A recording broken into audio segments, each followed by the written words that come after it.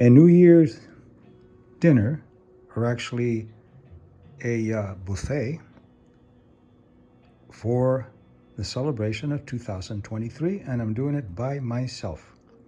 So what we have here is kind of a smorgasbord. We have boiled shrimp with a little bit of garlic powder and lemon to be then dipped on romesco dressing.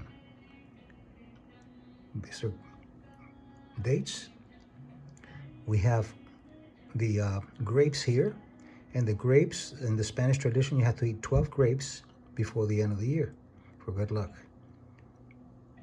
Spanish olives, caviar, of course, and some crackers, some smoked turkey, and Veuve Clicquot. It's in a cover now, which keeps it cold for about 1 hour. But here's the Veuve Clicquot cork. And Veuve Clicquot means the Widow Clicquot. It's one of my favorite champagnes, and can only be called champagne, is from the Champagne area of France. So tonight I am bringing the new year in, and I invited the future.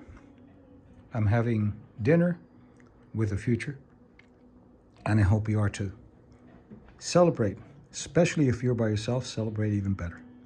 Enjoy, and Feliz Año Nuevo.